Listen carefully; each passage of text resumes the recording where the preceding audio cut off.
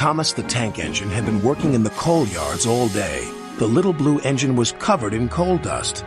"We can't clean you up tonight, Thomas," said his driver. "There's a problem with the hose pipe." "Bother," said Thomas. "A bath would make me feel much better. The others are sure to say I look silly." But the engines were too busy arguing to notice Thomas. James was talking loudest of all. "I deserve a new coat of paint. Sir Topham Hatt says I'm the pride of the line, and—" "Rubbish," huffed Henry. "We're all the pride of the line." "It's been like this all day," confided Percy to Thomas. "James is getting a new coat of paint and won't stop boasting about it." "Why, James? I'm the one who needs a new coat. Look at me."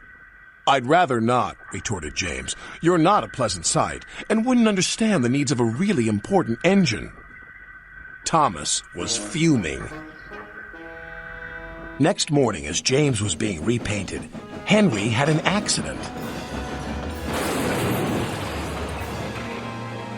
"If you can't push cars properly, Henry, why not talk to a tree instead? You know how much you like the forest." "As a matter of fact, Bossy Boiler, Sir Topham Hatt is inspecting the island for trees that are too close to the line. He's worried they might cause trouble." "Pah!" laughed James. "If I came upon a tree, I'd just push it aside." "Really?" Henry replied. Soon James was showing off his paintwork. "Make way for an important engine." "You wouldn't feel important if one of those trees crashed on you. You'd feel hurt," reproached Percy. "Rubbish! It wouldn't dare." "You should be careful, James. Trees can be just as powerful as engines," advised Terence. "Oh, please." "Now, excuse me, Sir Topham Hatt needs me to pull the express." And he huffed away.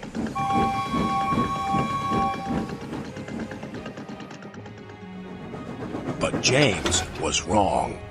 "You must go to the yards and collect an important goods train, James. It's heavy, so be careful," said Sir Topham Hatt. "But, sir, I've just been repainted. Can't Thomas or Percy do it? They're dirty and like working with freight cars." "Really useful engines don't argue." So James didn't. By the time he arrived at the yards, the weather had changed for the worse. "Your color's nice, James. Pity about your face, though," said a freight car. James ignored them and set off.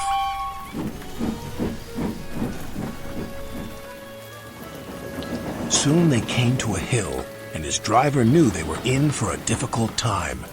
An old tree close to the track was being blown by the strong winds, and the rain had weakened the slope.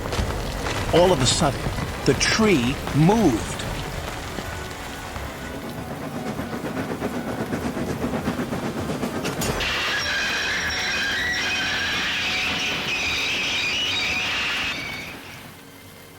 "Oh, help!" cried James. "Go away!" But of course, the tree couldn't. James tried to reverse away from the tree, but his train was too heavy. Then he heard a whistle. "It's Thomas," called his driver. James felt embarrassed and worried that Thomas would laugh at him, but Thomas didn't. He knew this was no time for teasing. "Beep, beep." "I'm ready," whistled Thomas. "So am I," replied James. "As ready as I'll ever be." They were just in time.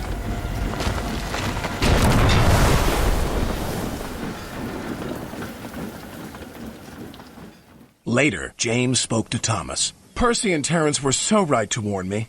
Thank you for rescuing me, Thomas." "Oh, that's all right. We engines must pull together, whatever the weather." Just then, Edward bustled in. "Sir Topham Hatt thinks you're both brave engines. Thomas, you're going to have a new coat of paint. And James, Sir Topham Hatt says that tomorrow you'll pull the Special Express." Everyone was very happy.